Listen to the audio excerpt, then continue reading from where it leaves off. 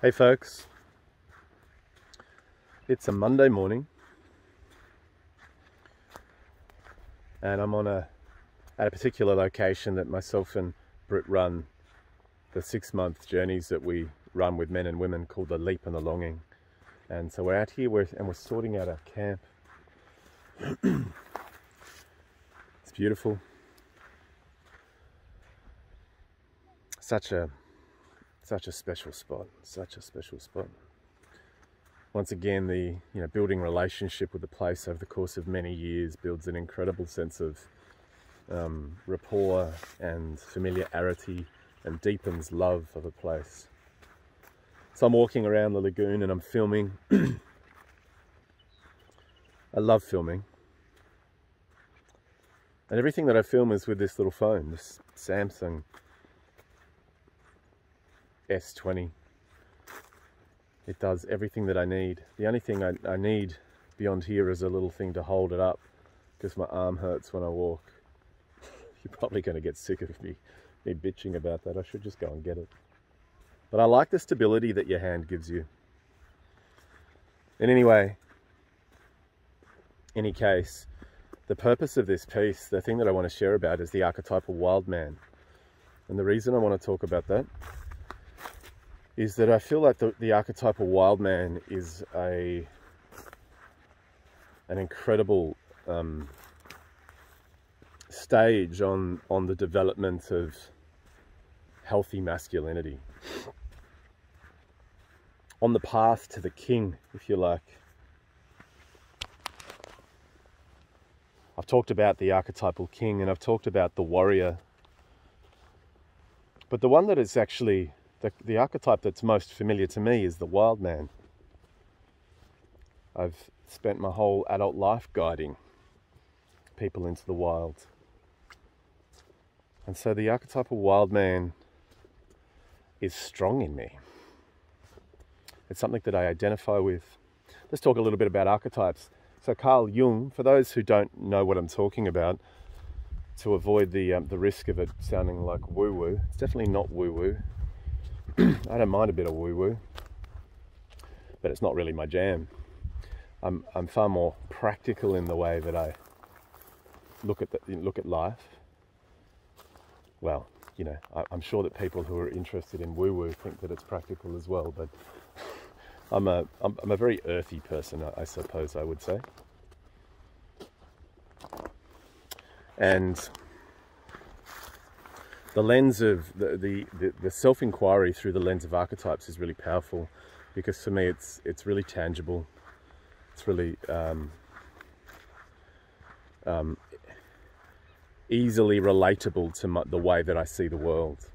So Carl Jung, famous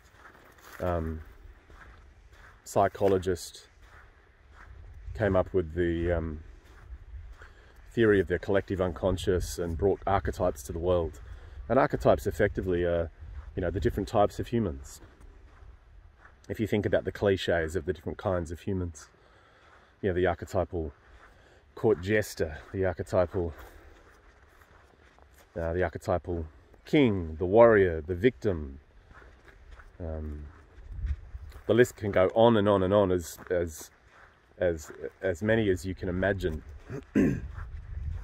And these archetypes show up in, throughout history. They show up in film.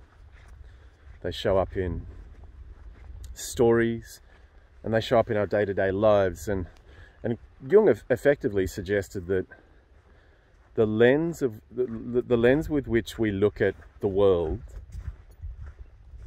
in terms of the different character types, archetypes, ultimately from a point of personal identity,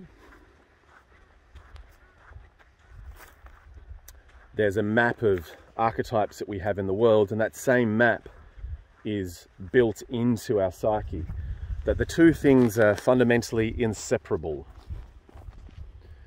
That the world in which we live and the environment in which we live is impossible to separate out from the inner psyche in which the inner ego, the psyche, the sense of identity that we inhabit. So subsequently, we end up becoming primarily identified with a select number of archetypes. Yet, ultimately, all of the archetypes exist inside of us. There you go, some little mushrooms. How cute.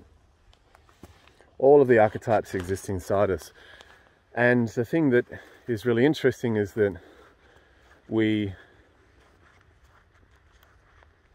identify with a range of those archetypes and we disown a bunch of them.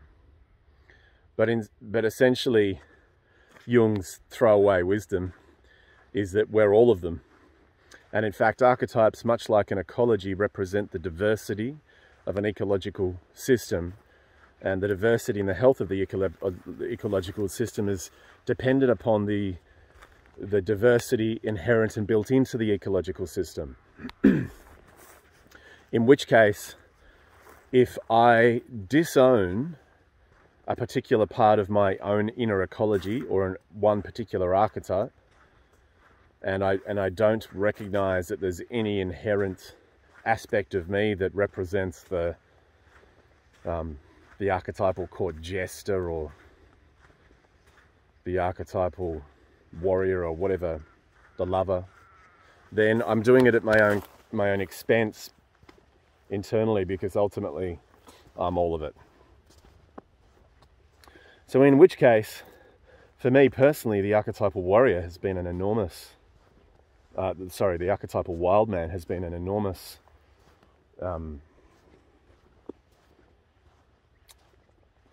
sense of personal identity in my life. And it's pretty obvious why that's the case, because I've spent 22 years of my life guiding people into the wild. And with that, there's almost like an upgrade to the operating system. The internal operating system, downloads the complexity of nature, the spaciousness of nature, and that archetypal wild man has come online. So what is the archetypal wild man? Well, I'm not going to pull it from the shelf. I've read snippets of Jungian psychology and I've done a lot of what's referred to as like transpersonal practice. So transpersonal practice, for example, being like a voice dialogue practice, where one is encouraged to move around the room and inhabit various aspects of self without censorship, and the facilitator will hold that space.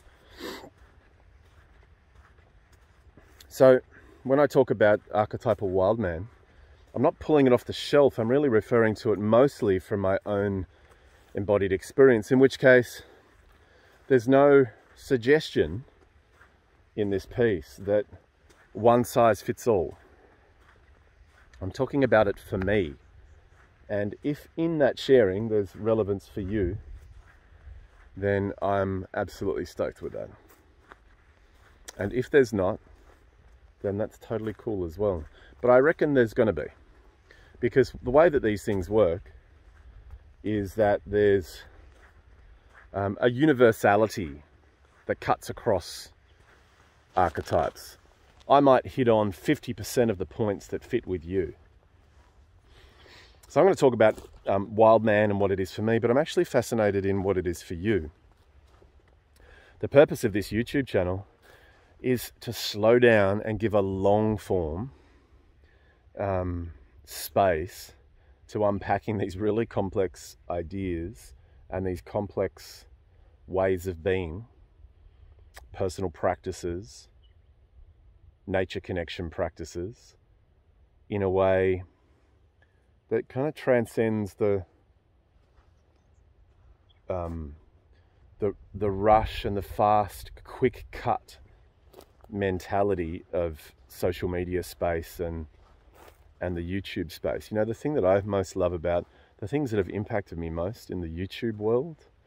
Have you guys ever seen those videos of like a single dude that will head out into the forest in Alaska and spend 2 years building a hut, and there's nothing in terms of narrative at all.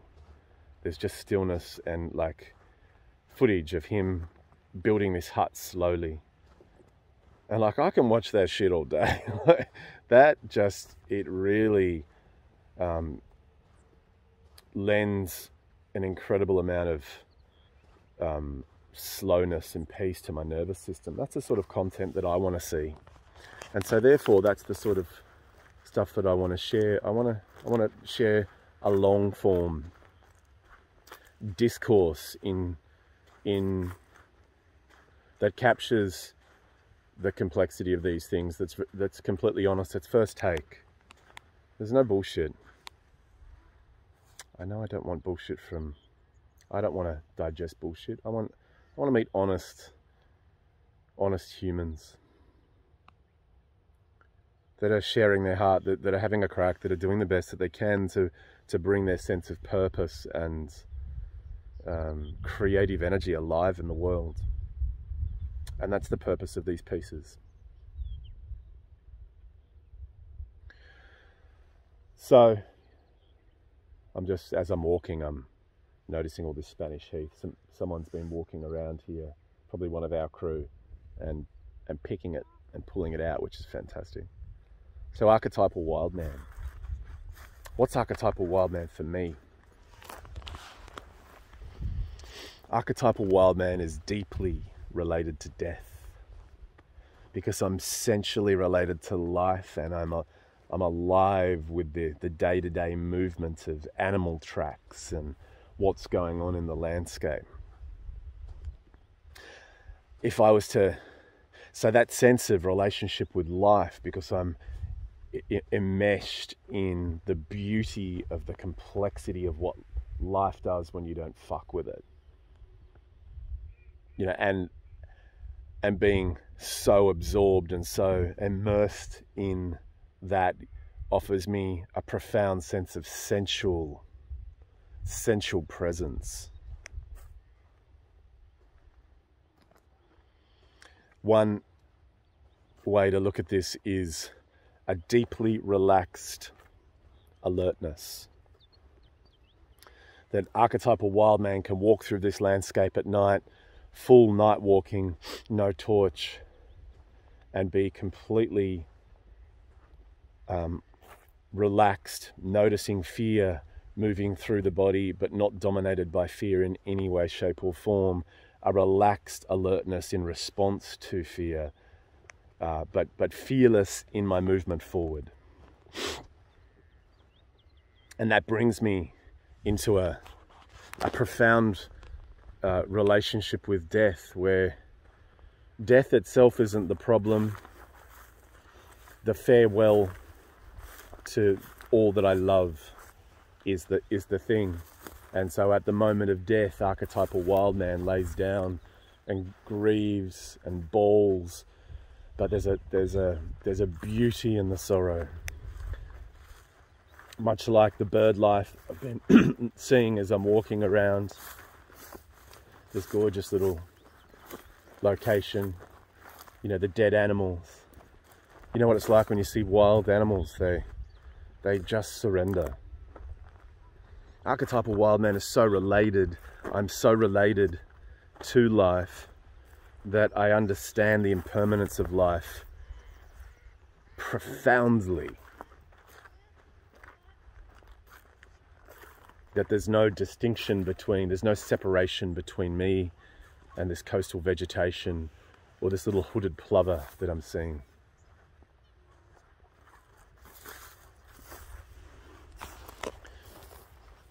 Archetypal wild man, and perhaps more than anything else, is ridiculously free with self-expression. That there is no hindrance between the thing that I feel and the thing that I can say. Language and embodied feeling, there's no wall between the two. And in fact, there's an open door. So rather than there being a wall of self-expression that that inhibits my full capacity to share everything that I am, archetypal wild man is lucidly aware that the thing that I feel there's no limitation between the thing that I feel and the thing that I say. Fearless in self-expression. Another way to put that is another aspect I think of the archetypal wild man is the rock and roller. You know, like the the rock and roll god. You know, the Eddie Vedder, the Bon Scott.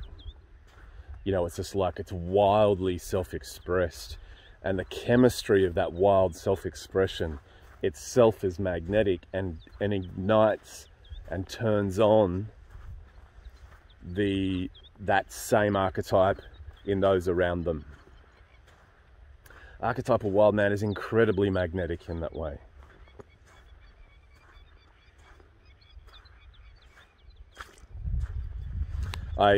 When I was younger, I played in a punk rock band, and that was my rite of passage into archetypal wild man. Standing in front of a big audience of people and playing with fantastic Australian punk rock bands was a rite of passage into that self-expression, the rage, the grief, the anger, the frustration, an outlet for that energy. Archetypal wild man is also freely sexually self-expressed. That there's no shame in the raw expression of sexuality.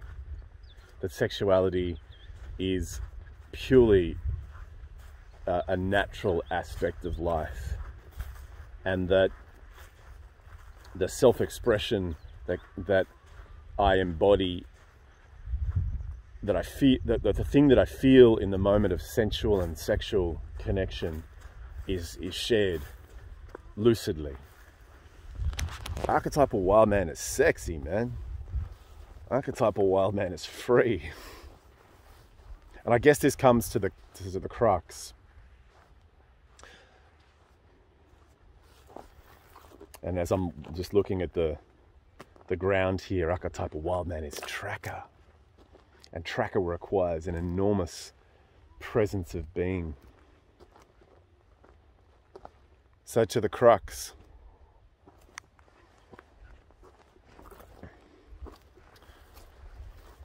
I see archetypal wild man as a vital developmental stage, probably toward any next stage of development for a man. In traditional rites of passage, I'm actually a bit sick, so my energy's really low. But in traditional rites of passage, the vision quest of shooting out into landscape is a deep alignment with archetypal wild man.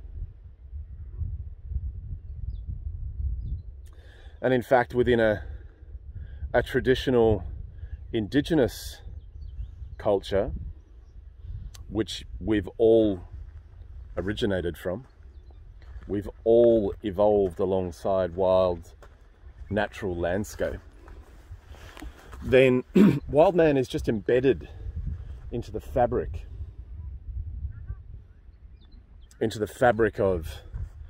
of not only the collective culture but the individual culture. And so of course I'm speaking in a gendered way at the moment, but I'm not going to talk about archetypal wild woman because that's not my bit. So archetypal wild man is a transitional stage. And the reason that I say that is, and here's a question to the women out there. I'm going to hide from this wind because it's not going to be pleasant. And you can hear it now. It's been fire through this landscape, and anyone that understands fire in the landscape understands that the morons who set this one alight, I mean the absolute morons who burnt this place, need a freaking flogging. That's archetypal wildman speaking. Archetypal wildman is guardian of place. This is a disgusting attempt at a parks and wildlife burn that's gotten too hot, and fucking morons have let it go, and I know they have. They've let it go, and it's burnt the shit out of these incredible casuarinas, and it drives me fucking crazy. You fucking idiots. This was so aesthetically beautiful. And what they needed was archetypal wildman. They needed some of the Aboriginal local boys and gals to come in and show them how to fucking do it. Ah! Fucking drives me crazy, this particular, look at this. Burnt. That she oak here was just lush, green, delightful to come and sit under in the sun in the summer.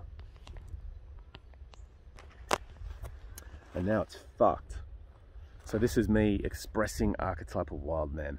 No filter between feeling and word. And it, you know, it's so online with me. This is so fucked what happened here. So fucked. I can't believe it. They've savaged the place. And it's in the absence of archetypal wildman, deeply related to landscape, which there's a group of Tassie Aboriginal crew that are doing traditional low heat burns now. And they should have been the humans that came and did this, because this is a fucking shit show. It's disgusting. It's a complete disgrace. Yeah. So, in terms of that archetypal wildman being a meaningful and an essential point of navigation to another stage for a man, because, you know, clearly men are at different ages, and therefore naturally the next stage of their personal development, of my personal development, is contextual to where they're currently at. For me, it's that transition into archetypal king and fumbling with that. You know, how do I transition? I made another video about that, so check it out. And that's my journey, and it's probably going to be my journey for the next couple of years, is really embedding that in.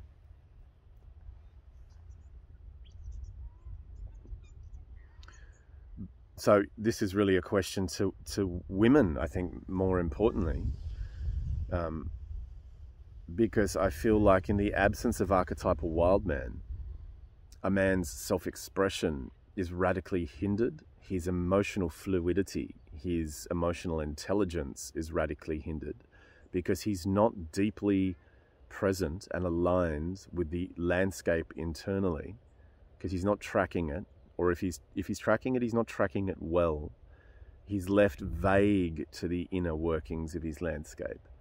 And any man that's vague to the inner workings of his landscape has an entire bunch of blind spots that he will expect his woman. He'll subcontract those blind spots, and he expect that his woman is responsible for those blind spots, which then forges the dynamic of codependency, as opposed to a man that's completely lucidly alive in his sense of creative energy.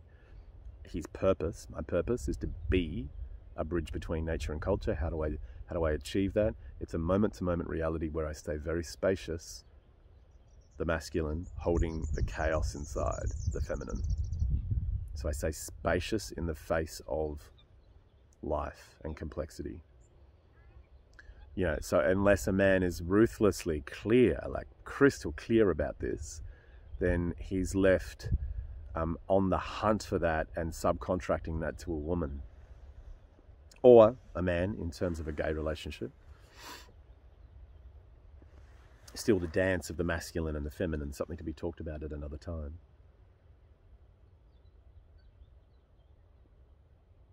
And so the question that I pose to women out there is, you know, what's the impact of your man if he's not present to archetypal wild man, of him not having that? You know, imagine that the world goes to shit and we end up in an apocalypse. Does your man have archetypal wild man online? If yes, great. If no, if you're relying on him in that situation, you're fucked. So you better get archetypal wild woman online. And for that, have a chat with Brit. She's super onto that. But I'm talking about men. So archetypal wild man, unless I can be lucidly self-expressed and my entire landscape is really fucking radically mapped. The shadow, the whole ecology with zero shame laden on top of, then my capacity to navigate through various stages is hindered. It's as simple as that.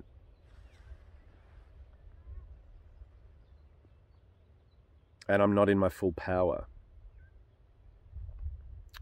You know, a big part of archetypal wild man is that ability to shoot out into nature and solo and deeply be with myself, to witness the frustration, the anger, the grief, the excitement, the creative energy, all of the internal ecology, and to be present with it.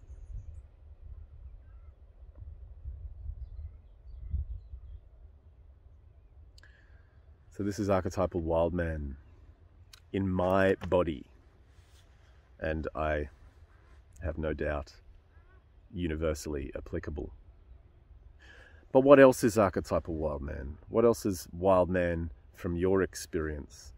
The collective intelligence can feed into archetypes to bring more fat to the bone. This, you know, I'm looking at it not through an academic lens, I'm looking at it through my own embodied experience. So I'd be fascinated to hear from you in order to grow what archetypal wild man is for me. And if the shoe fits, wear it. That's the principle. It's like, oh, that's great. I love reaching into the collective intelligence. I think I'm going to make a piece about collective intelligence at some point. That just triggered a great idea. All right, I think I'm going to go and I've gone this way and Brit's gone that way, and we're going to meet up on a hill. Archetypal wild man meets archetypal wild woman. Happy days. That's an example of it there, just raw, self-expressed, lucid, fearless. So the intention of this YouTube channel is to offer these insights up to the world, so that above and beyond that relatively small number of people that end up coming out on the programs that we run, people across the globe have access to this stuff. Our mission is to build a nature-informed culture. The programs are just a window into a culture.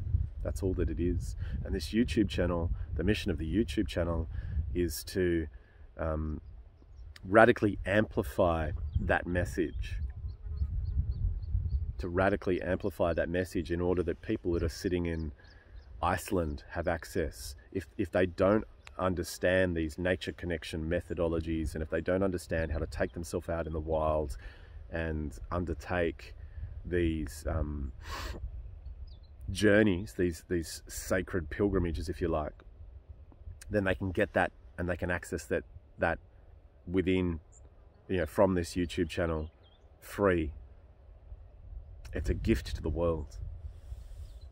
And it's my wish that just in the raw self-expression of this, that it has a lot of benefit. And if you see that this has benefit, please subscribe and hit the little share button and send it to your friends. Spread it around. No one has a monopoly on this vision. There's hundreds of millions of people around the world that share the vision of bridging nature and culture. That's why we've built Nature Culture, to become a collective. That we're doing our bit, but we're wanting leaders from all around the globe to step up and lead and facilitate, and that we collectively grow the methodology via which we reconnect people with landscape, and the processes and the protocols and the framework and the safety, and we provide a framework for others to do it all around the world. That's the purpose of nature culture. It's not just about me and Brit. It's about building a culture that does this and makes it a normal thing on the planet, so that children have access to rites of passage all the way through to the point of death, where death doulas are supporting us to die in nature rather than in fucking retirement villages with our families. You know, there's a million things I could say about this. So just imagine that it's a fire, and that in order for this fire and this vision to grow requires that your little piece of kindling, your little piece of wood, this gets thrown on the fire. And if you can do nothing more than share this around with your community, share it with friends, then that's you contributing toward that vision. If this is your vision, if bridging nature and culture is your vision, and building a nature-informed culture, a contemporary version of, and that's a big conversation, and it's another one that I'll flag for another video, then share this around. All right, off to meet my wild woman. Thanks for being with us. Until the next one. Ciao.